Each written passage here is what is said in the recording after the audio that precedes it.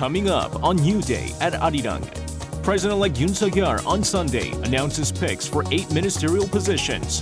This includes his choice for Deputy Prime Minister Chu Kyung-ho, who will double as Finance Minister. The U.S. says Russia has appointed a new commander to oversee the war in Ukraine as it shifts its strategy following an initial setback.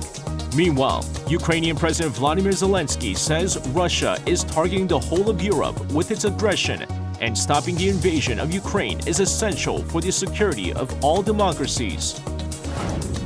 As of 9 p.m. Sunday, South Korea reported 92,931 COVID-19 cases, marking the first time in 7 weeks that the country has reported below 100,000 cases for the same time period. And beginning today, community health centers and makeshift testing stations will only carry out PCR tests on those in high-risk groups. Hello and welcome to this Monday edition of New Day at Arirang. It's 8 a.m. on April 11th here in Seoul, South Korea. Thank you for joining us. I'm Woo Soo-young. That's right. I'm Lee Seung-jae. Over the next hour, we'll be taking a look at the big news stories of the day and get expert insights on the issues facing Korea and the rest of the world. Now, our top story this morning, President-elect Yoon Sangs has announced almost half of his cabinet picks. Now, last Sunday, he announced his choice for Prime Minister, and his picks this time included the Deputy Prime Minister. Chu Kyung-ho is the nominee for Deputy PM. He said that fighting inflation will be his top priority as consumer prices in the country continue to soar. Lee Kyung-un has this story. President-elect Yoon Sangs on Sunday announced his picks for 8 ministers who will make up around half of his new cabinet. 국가와 전체 국민을 위해서 해당 분야를 가장 잘 맡아서 이끌어 주실 분이신가에 기준을 두고 그렇게 저희가 선정을 해서 또 검증을 한 것입니다. First to be announced were nominees to oversee the economy and national security. Tapped as Deputy Prime Minister and doubling as Finance Minister is two-term lawmaker Chu Kyung-ho, who has previously held key government posts in finance. The new government's utmost task is to stabilize consumer prices. In dealing with that issue, the economy-related ministers will form one team. As for Defense Minister, former Vice Chairman of Joint Chiefs of Staff Lee Jong-sub, who played a key role in strengthening the South Korea-U.S. alliance, the top priority of Yoon's defense policy. South Korea's relations with the North and the United States are equally important. I believe North Korea policy should see a two-track approach, enhancing our own capabilities and expanding deterrence through the U.S. alliance. For Culture Minister, Yoon is nominating Park Bo-gyun, a former journalist with 40 years of experience. Another expert has been nominated to lead the Health Ministry, Chung Ho-young, who was in charge of a major hospital in the southeastern city of Daegu, where the country saw the very first major outbreak of COVID-19. And for the Ministry of Gender Equality and Family, former lawmaker Kim Hyun-suk, who will also be in charge of preparing for the ministry's restructuring to come soon. The nominee for Trade Minister, Lee Chang-yang, had helped the country overcome the IMF crisis in the late 90s. And former Jeju Governor Won Hee-ryong, who led Yoon's campaign offensive highlighting a land development allegedly involving Yoon's main rival, is nominated for Land Minister. Lastly, Korea's father of semiconductors, Lee Jong-ho, has been tapped for Science and ICT Minister. Yoon's pick for Prime Minister, who is second in charge of the cabinet after the president was named 1 week ago, former PM Han Duk-soo. The 10 remaining picks for the cabinet are to be finalized in about a week. Lee Kyung-un, Arirang News. South Korea reported 92,931 COVID-19 cases as of 9 p.m. Sunday, marking the first time in 7 weeks that the country has reported below 100,000 cases. The figure is also some 68,000 cases fewer than for the same time Saturday. Gyeonggi-do province reported the highest number of cases with over 25,000, followed by Seoul. And beginning Monday, community health centers and makeshift testing stations will only carry out PCR tests on those in high-risk groups. Everyone else will need to visit local clinics and hospitals for a rapid antigen test. Now that Russia has a new general in charge of its forces in Ukraine, the United States warns that this could bring more brutality against civilians. This comes as Russian troops are moving towards eastern Ukraine, which many experts assume will be the new focus for Moscow as it retreats from around Kiev. Kim Jong-un reports. The U.S. has warned that the newly appointed Russian general overseeing forces in Ukraine could cause more brutality against people in the country. U.S. National Security Advisor Jake Sullivan said on Sunday that he expects Russia's new general Alexander Dvornikov to orchestrate crimes and brutality against Ukrainian civilians. Sullivan says the general is known for his brutality in Syria and led forces there which were accused of carrying out crimes against humanity. This comes as some warning signs show Russia could start soon a new offensive in eastern Ukraine, which experts have presumed will be the new focus of Russia's attacks. A satellite image released by Maxar Technologies has identified a 13-kilometer-long Russian military convoy moving south through eastern Ukraine on April 8th.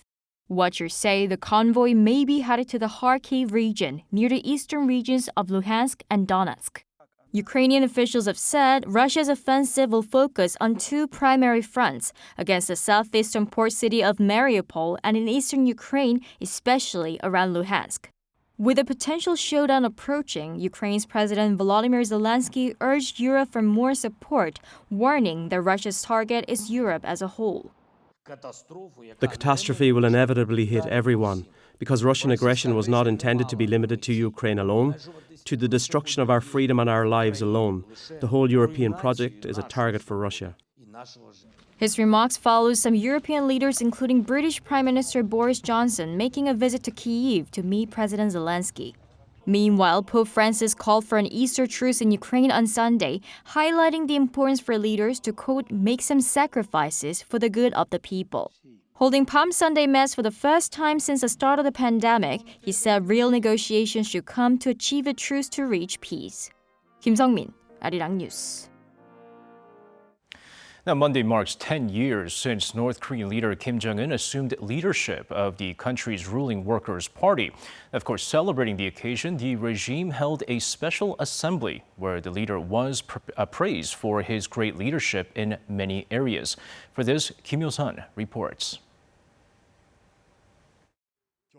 North Korea has celebrated the 10th year of Kim Jong-un's rule.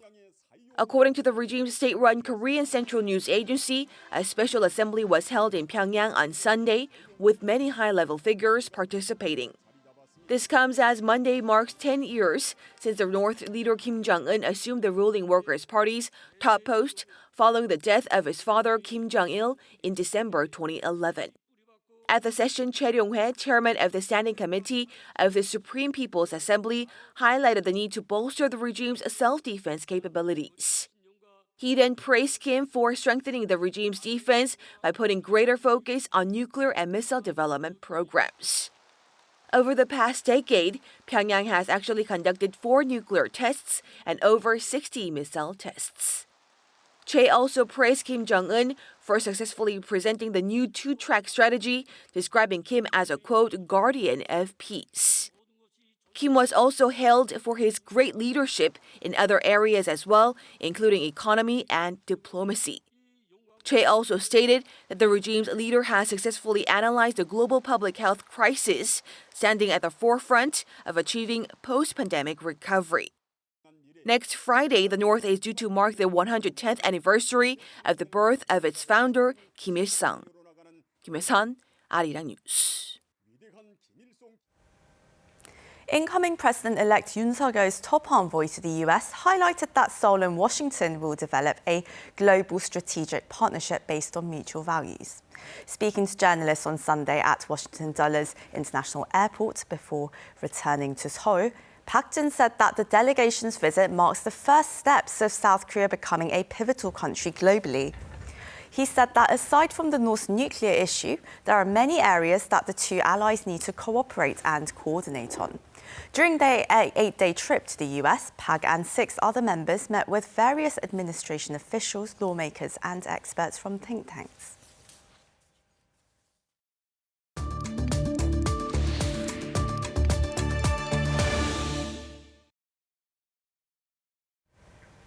And now it's time for On Point, where we speak to experts to delve deeper into the biggest news stories in the spotlight right now. Now, South Korea is finally seeing its daily COVID-19 numbers go down after the country saw figures as high as over 600,000 at the height of the Omicron wave. However, with the country planning to scrap nearly all of its social distancing measures, could we still see the daily figures continue to drop? For more, we connect to Dr. Alice Tan, internist at Ms. Medi Women's Hospital. A very good morning to you, Dr. Tan. Good morning. And well, Dr. Tan, first off, we've been seeing a clear decline in the number of daily cases, weekly cases. So do you think we can safely say that the peak is quite behind us?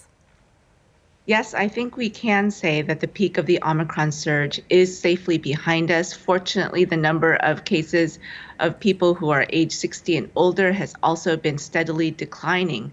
However, at a 7-day weekly average of about 200,000, 220,000 new cases per day, this is still very, very off of our baseline pre-Omicron. I think we have a long ways to go still in terms of decreasing transmission.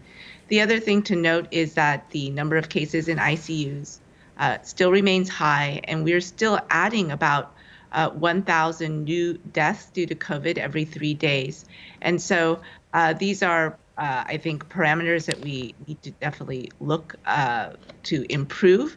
If we look overseas in terms of getting clues as to what to expect in the future, in the UK, they did have a small bump in new cases in March after the initial decline from their Omicron surge. And in the US, there are a handful of states, primarily in the East Coast, that are actually seeing an uptick in new cases already. And so it's hard to know exactly what's in the future in terms of COVID in Korea. We do know that the pool of people who are vulnerable to new infection, especially in the near term, has dramatically shrunken. But we need to be aware that immunity from booster shots, so from the third dose, immunity is probably waning. And so we might see more booster breakthrough cases in the near future. And we need to try to bring down our transmission levels down to a safer baseline as soon as possible. So obviously, we would love to see the numbers dip down when it comes to the fatality numbers, because still seeing hundreds on a daily basis, very concerning. But despite that, what the health authorities did say was that maybe come next week, we might be scrapping nearly all the social distancing measures, aside from the obvious indoor mask mandate.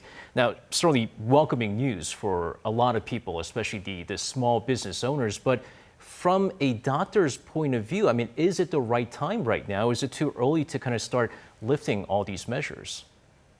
Well, I think our decision to lift measures really needs to be case by case, regionally determined, and also determined in terms of the microenvironment. We can't have a one-size-fits-all policy when it comes to public health and social distancing measures. If we look overall in terms of our national weekly average for new cases per population, we stand at around 400 per 100,000 population, which is still a very high level of transmission. But there is a wide range in transmission levels. For example, we have a low of 319 per 100,000 population in the Gyeongnam province, whereas in Sejong City, they are recording a very high, the highest rate of transmission of 515 new cases per 100,000 population. And in Jeonnam also, they have 500 new cases per 100,000 population. And in these two regions, Sejong City and the Jeonnam province, they are also seeing critically low levels of ICU bed availability for COVID patients. So definitely in these two regions, I don't think it's safe to lift all measures. I think going forward, a regional approach is going to be safer. And I would actually like to see transmission levels decrease to closer to 200 per 100,000 population before we consider lifting all measures throughout the country. And Dr. Tan, we've been hearing more and more about this XE variant that's popping up in various parts of the world. And the concern really is that it's only a matter of time before it starts showing up here in South Korea. So how worried should we be about this? Well, the XE variant is a what we call a recombinant variant. So it has mostly the BA2 genome and also parts of the BA1 original Omicron genome. We know from studies in the UK that it has a 9.8% growth increase over BA2. However, in the UK, they noted that since its appearance January 19th, it hasn't really taken off. By March 22nd, it only accounted for about 1% of all sequenced cases. So, as I said, the UK did see a bump in new cases in the month of March after their initial decline. But we think that that's more attributable to the BA2 subvariant rather than XE. I think we do need to wait and see to try to gather more information in terms of its virulence and whether or not it has the same amount of immune evasion as original Omicron. But I think the most important thing to consider in terms of XE is that it serves as a harbinger of what's to come in terms of more recombinant variants. And the next time we may not be as lucky, we may not see as a benign recombinant on the scene. Dr. Tan, I want to kind of talk about an article that I think a lot of us had a chance to read. It was an article by the Wall Street Journal where they indicated that South Korea could potentially be a front runner when it comes to transitioning into an endemic. At the same time, a lot of people are arguing that, well, with the long COVID and these symptoms kind of lingering in a lot of these patients, could it really be treated as an endemic? I want to kind of hear what your take on this particular article, and also, is South Korea really ready to transition into that phase? Right. For us to consider a disease to be endemic, it needs to be prevalent, but also predictable and manageable. So there's no doubt that COVID-19 is prevalent and it's not going anywhere. It's going to stay with us for many years to come. But in terms of predictability, I think it's very difficult to know what's going to happen next in terms of COVID-19. And in terms of whether or not it's a manageable disease, it is true that vaccinations have made COVID-19 a much less severe disease, and South Korea has had one of the most successful vaccination campaigns of any nation in the country, in the world. However, we continue to see very, very high fatality rates in terms of Omicron. It caused more than 14,000 deaths since January 1st. 2022. And so I think we have a long ways to go in terms of making COVID a more manageable disease in our country. Other than vaccines, treatments were supposed to be a big game changer, but accessibility to oral and IV antivirals as outpatient treatments has been very difficult to access. So I think we do have a long ways to go before we can say that we're comfortable with living with COVID as an endemic disease. It's still not predictable, and given the high number of deaths that we've seen, I don't think we can consider it manageable. And as you said, long COVID, even though there has been a decoupling effect in terms of cases and deaths, I think we will see in the future a tight correlation between transmission levels of COVID and the appearance of long COVID. And in the future, we may see a huge surge in dementia, heart disease, diabetes, all of the long COVID syndromes in our near future. Dr. Alice Tan, thank you as always for your insights. Thank you.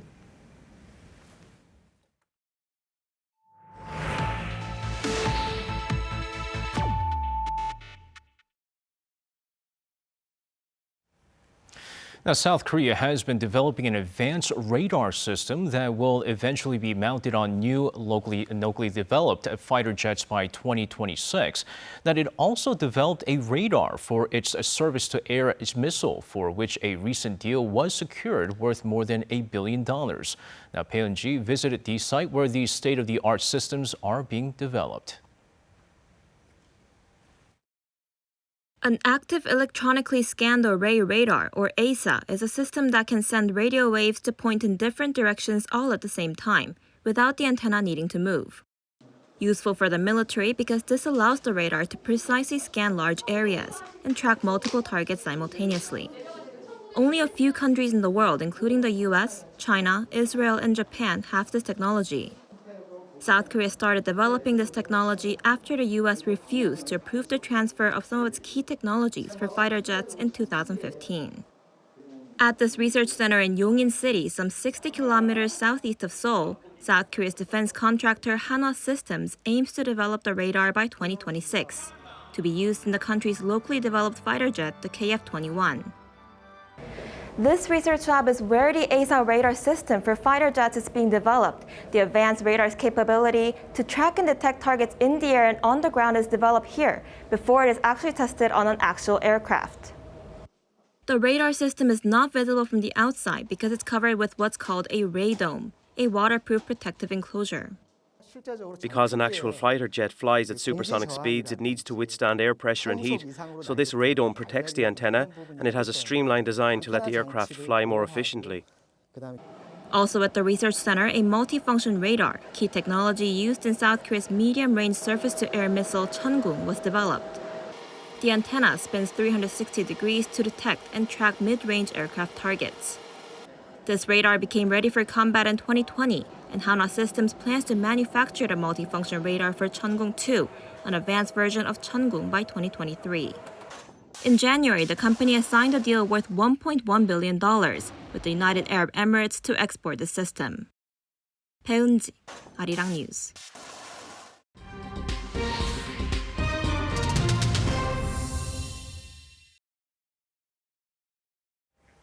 Now it's time for Global Insights, where we speak to experts from around the world on issues making headlines. As war continues in Ukraine, the cost of food and fertilizer is shooting up around the world, particularly in regions that depend heavily on crops from Russia and Ukraine, which are essential for food security. The two countries accounted for around 12% of calories traded in the world, and with their production and exports compromised, countries in the Middle East and Africa are facing a severe food shortage. Already struggling with other crises, including conflict, natural disasters and economic conditions, many are worried that the prolonged war will destabilize the lives of millions across the Middle East and the African continent. Now, we discussed the global food crisis with Marion Yoon, Director of the World Food Programme's Korea Office, and Scott Reynolds Nelson, Professor of History at the University of Georgia. Very warm welcome to you both. Thank you for joining us today. Well, my first question is to you, Professor Nelson. Now, what makes Ukraine and Russia the world's biggest producers of grains, and how much of the world depends on these two countries for food security? Ukraine and Russia, South Russia, are the perfect balance for wheat. Flat plains, black soil, fresh water, and near a deep ocean port. It's an excellent water route to the Mediterranean. So the primary consumers are many of the same regions bound to the old Byzantine Empire for the last 2,000 years, from the Straits of Gibraltar to the Strait of Hormuz. And basically North Africa and the Middle East depend very much on this grain from there. Algeria and Morocco are have serious droughts, and so they're also very dependent on this grain. And Director Yoon, now we're hearing that food insecurity is spreading through the Middle East and Africa. So let's check on one of the major causes, the situation in Ukraine. So Director Yoon, just how bad are things in Ukraine and the surrounding countries right now in terms of food insufficiency? The World Food Programme is estimating that 1/3 of the Ukrainian population, which is approximately 14 million people, are currently worried about finding enough to eat. So this gives you an idea of the scale of the food, the rising food insecurity as a result of this conflict inside Ukraine. Food remains one of the top 3 concerns for the population, besides safety and fuel for transportation. We are also receiving reports of food and drinking water shortages in pockets around the country, particularly in the capital Kiev and in Kharkiv, the 2 cities that are currently bearing the brunt of the ongoing conflict.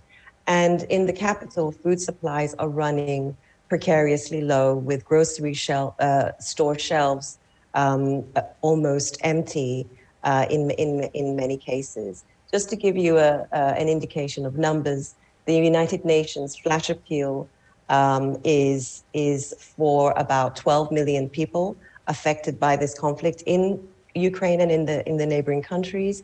There are more than 6.5 million internally displaced Ukrainians and 4.1 million people who have fled to neighboring countries. The World Food Programme has reached in excess of 1 million people affected by the war and is currently scaling up to reach 6 million in the next 3 months. So this gives you a scale of the situation in Ukraine and in the neighboring countries. And Director Yoon, many countries around the world suffering from food insecurity really relied on Ukrainian Russian grain and crops, of course, to boost their food supplies. But now the breadbaskets of the world, now they themselves have been compromised. So how has this impacted your organization's work to mitigate the food situation globally? WFP sourced more than half of its global supply for wheat grains from Ukraine. So you can imagine that the rising cost plus the impact on supply chain is having around our global operations. The World Food Programme does have alternative sources in the international market for these grains, as well as many other commodities that Ukraine has been supplying to us and to the world. And so we can mitigate some immediate impact of the current situation, but not for long, because as we know, price increases are continue and at really unprecedented speed and scale due to the conflict, which is affecting both Ukraine and Russia's food exports, something that is considerable for many countries around the world. With food prices already at an all-time high and oil prices skyrocketing as well, which is impacting our transportation costs, which is doubling, sometimes tripling in many cases, the gulf between the funding that we need and the funding that we have continues to widen. And this is having a catastrophic effect on millions of families who are relying on our continued food assistance. And at the start of the year, global inflation was already high to begin with, and it had already raised our operating costs by something like $42 million per month. Right now, with the conflict in Ukraine breaking out today, we are being forced to pay an estimated $71 million more per month to do what we were doing a few months ago.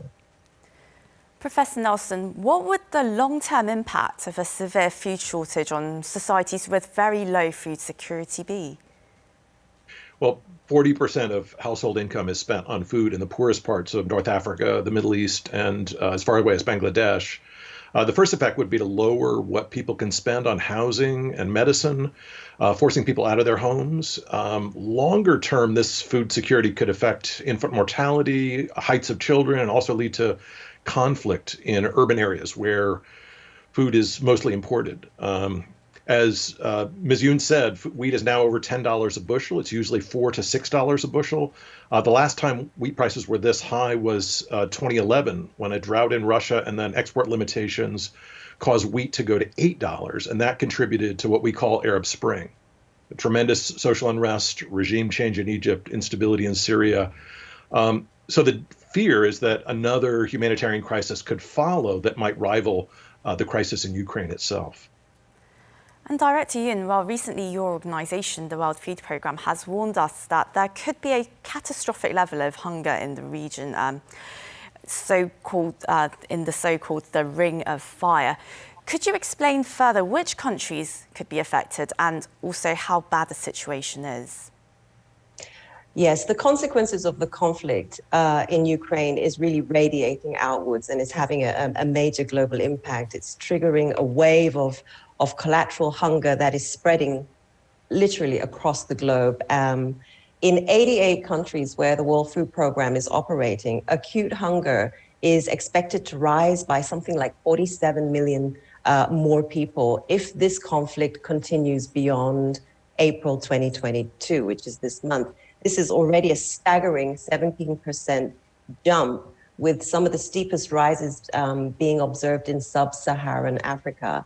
And this number is on top of the 276 million people who were already facing acute hunger worldwide.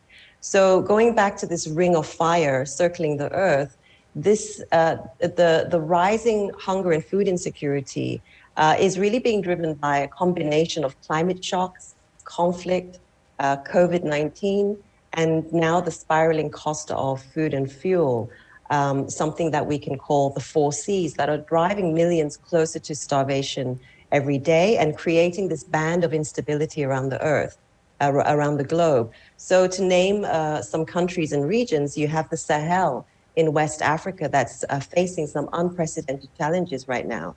You have Central African Republic, South Sudan, the Horn of Africa, which is where hunger is driving destabilization, mass migration, starvation. If you continue further from the Horn of Africa, you reach Syria, Yemen, and now Afghanistan, where millions are literally on the brink. And then if you go further, you have a dry corridor of drought hitting the Central America. And even further in the Caribbean, you've got Haiti, where climate shocks and criminality are really coming together to cause ever-increasing hunger. So the impact is really global, as you can see. Just very unfortunate, just staggering impact that this this war is having. And well, Professor Nelson, how do higher food prices affect social stability, even in countries where there are more ample supplies of food? There are some concerns that it could stir social unrest.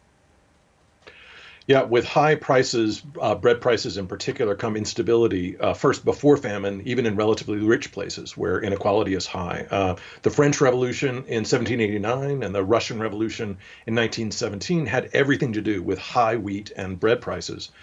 In fact, in 1845, in Europe, shortages of potatoes because of a water mold, we call it the potato famine, contributed to the revolutions of 1848 in Europe.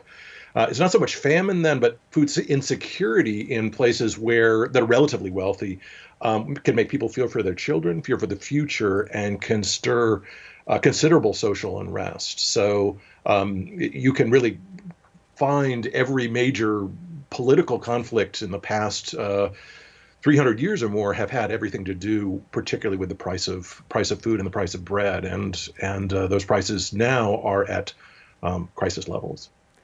And also, Professor Nelson, you've said that Russian President Vladimir Putin is weaponizing grain in this war. How is he doing so, and how should the West respond to overcome his influence on countries that rely greatly on food imports from the Kremlin?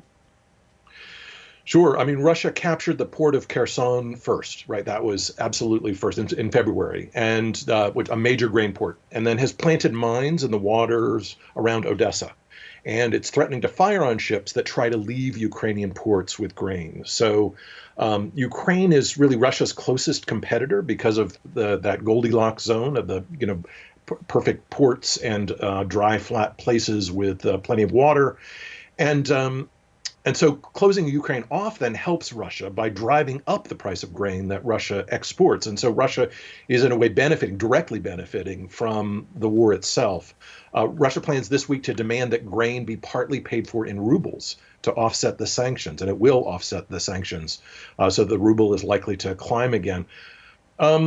This is not, I'm a historian, not a political theorist, but in the UN, but I think that either the UN or possibly NATO should try to support a peace convoy for the perhaps 20 million metric tons of grain that are sitting in Ukraine now. The Black Sea is effectively a war zone, and free passage in international waters is really necessary for all of us.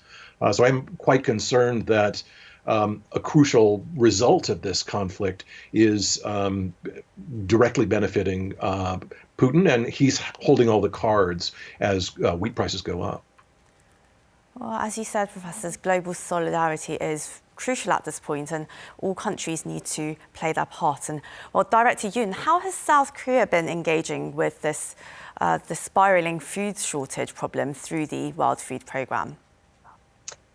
Recently, the Ministry of Foreign Affairs of the Republic of Korea contributed $1.5 million to support our emergency relief in Ukraine.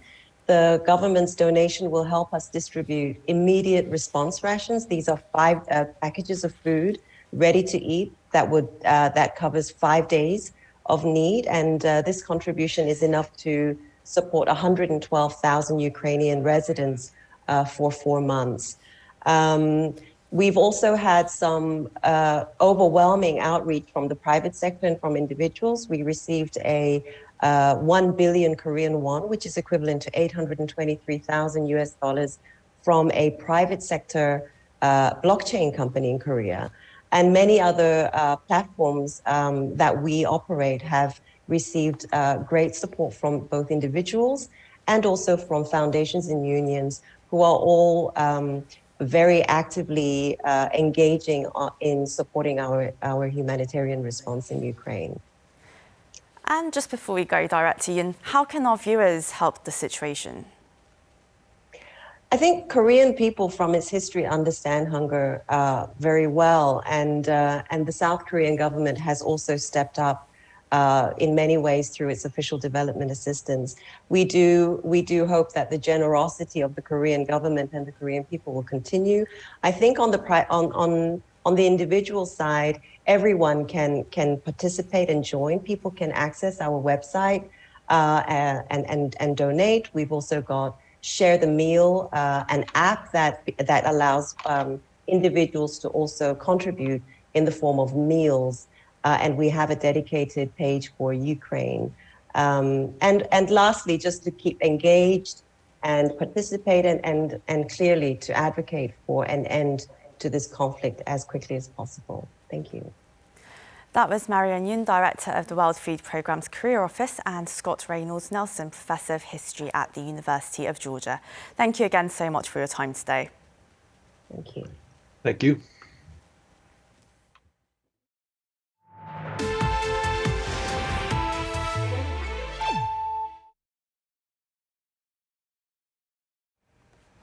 Now, the more globalized countries become, the more they open up to and absorb different cultures from abroad. Now, a key part of that is the influx of foreign words and expressions into their native languages. Now, activists worry, though, however, in South Korea, the trend has now reached a tipping point and is threatening public communication. Now, it's a social phenomenon our Han Sung-woo zoomed in on for our news features tonight. Nearly 8 years have passed since the parliamentary badge that South Korean lawmakers don on their chests was changed from one imprinted with a Chinese character on it to one with the word 국회, meaning National Assembly, written in Hangul, the Korean alphabet. But still, it's not hard today to find words from other languages, especially English, used instead of Korean words with the same exact definition. And in some cases, this overuse of foreign language is harming communication. I was at a subway station one day when I noticed a button on the wall with the English word emergency on it. In an urgent situation, how are people who don't know English supposed to know whether to press it or not? It reflects a lack of consideration for public safety. Activists say the overuse has increased recently, with the COVID-19 pandemic introducing English medical terms previously unheard of in Korea, like cohort and booster shot, which at one point on public platforms weren't translated into Korean but simply pronounced as such, cohort and 부스터 샷. At first, we started using those words without much thought before realizing that it wasn't an appropriate method of conveying accurate and necessary medical information to the ordinary public. At a glance, it's easy to brush it off as yet another example of globalization. After all, private businesses have already made wide use of such words for marketing purposes, to export goods and services. It's a tad uncomfortable for us, the oldies, but that's where the world is going, and we should follow it. It's always beautiful to see when people try to keep up with the time in some way, since business nowadays is more, and communication also, is more like English-based, let's say like this, you have to relate to more people, it's good. But some people say the unnecessary adoption of foreign expressions may prevent a country's mother tongue from being preserved properly. But when you substitute a word that you already have in another language like English, for example, maybe it's the same thing we were talking about. We are losing our roots. Some experts have even gone as far as to say the trend displays a wrong sense of cultural and linguistic inferiority. A culture of self-shaming for not being able to read and write Chinese characters existed among the Korean people for 500 years during the Joseon dynasty until the Japanese occupation. That attitude of ostracizing those who don't know how to use them, that linguistic subservience is now being shown towards English.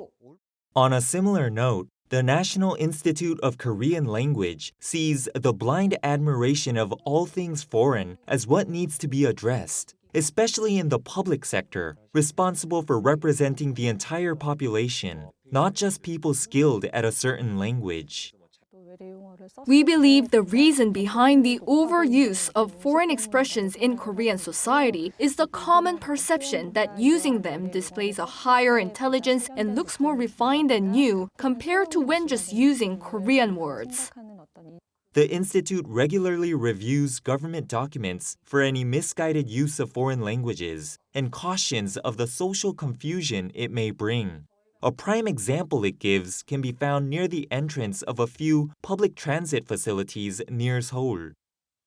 Here at Dongtan Station, rather than using a Korean term, this parking space used by cars for brief stops to drop off or pick up train passengers has the initials K and R for kiss and ride written on it, a colloquial English expression that many Koreans have never even heard of.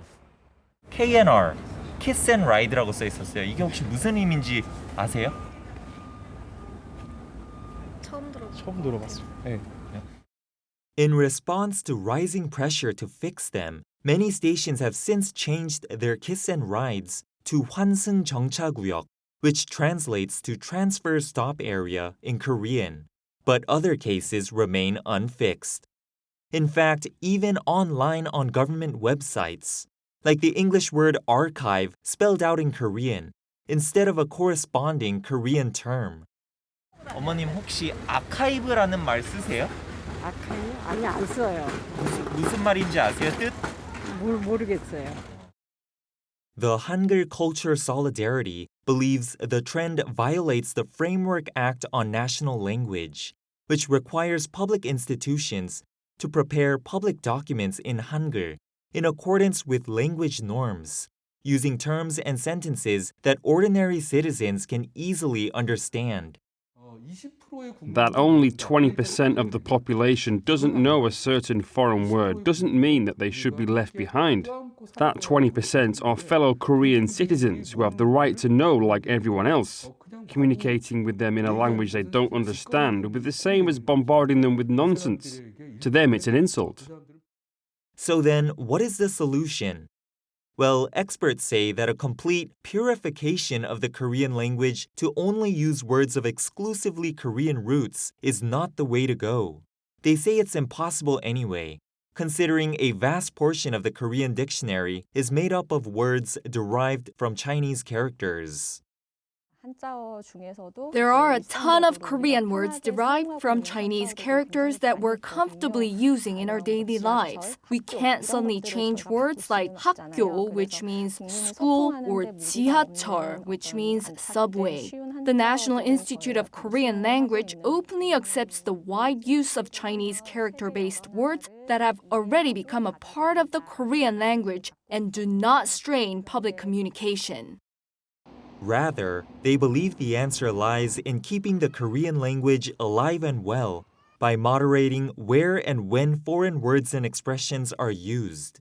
In other words, treating them as an alternative, not a substitute.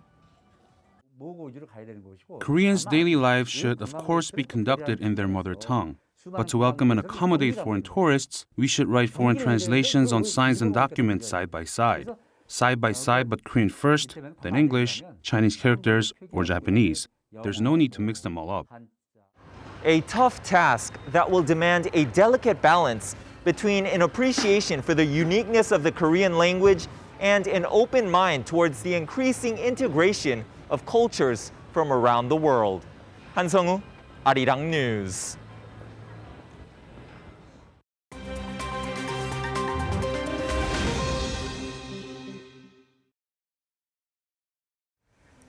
For a look at news from around the world, we now turn to our Matthew Ashley standing by at the Arirang newsroom. Good morning.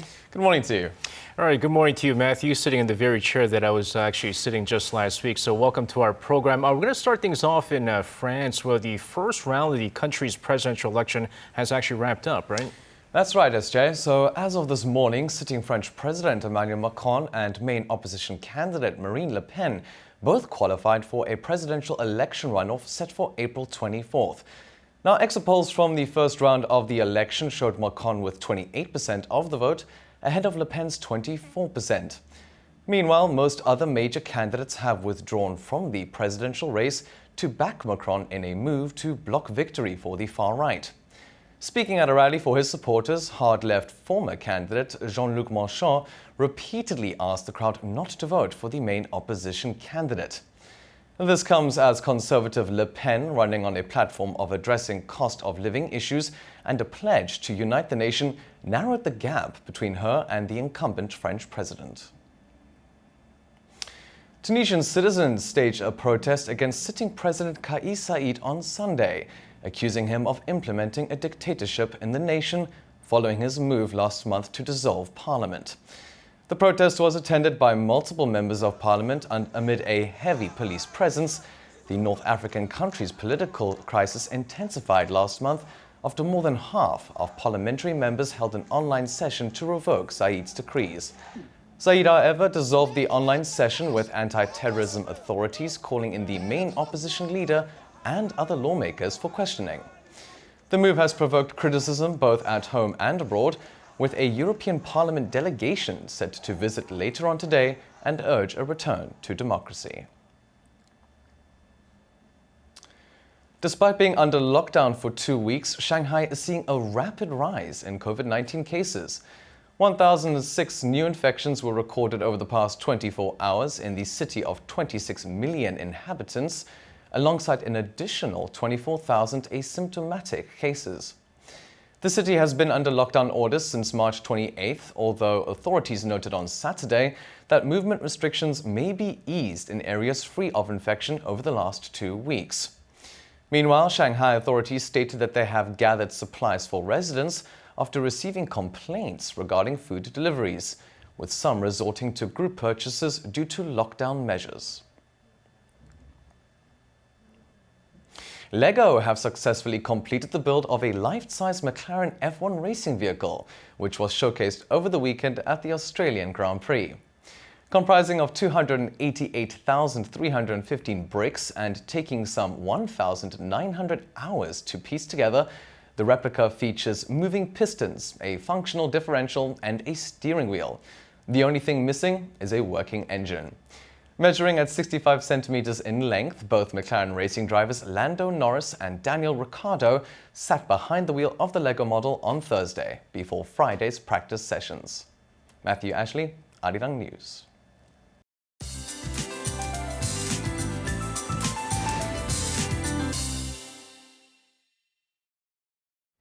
Good morning. Well, it's very warm for the start of mid-April. In fact, Tosin Gangneung had the warmest early April temperatures in 44 years on Sunday. And it's going to be on the very warm side again, feeling more like the end of May or perhaps June in many parts of the country. Dry air and strong winds are causing wildfires across the country, though.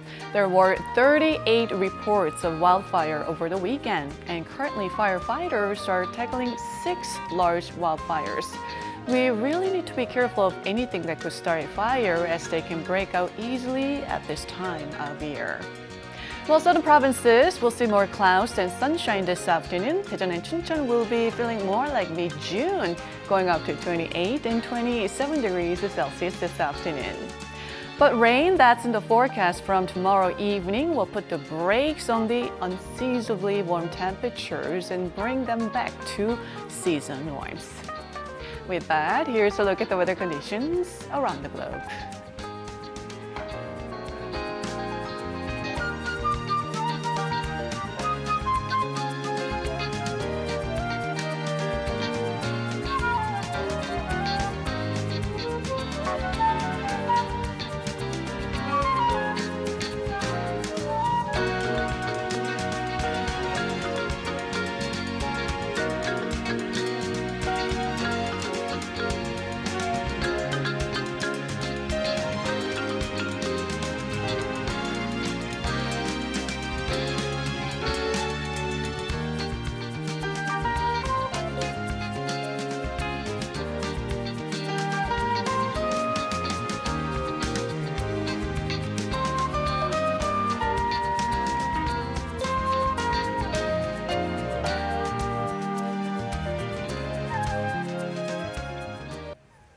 That's all we have for now. We'll be back at 8 a.m. Korea time on Tuesday for our next edition of New Day at Arirang. We appreciate you tuning in. I'm Woo Seung. And this was Lee Seung-jae. Thanks as always. Until next time, do take care.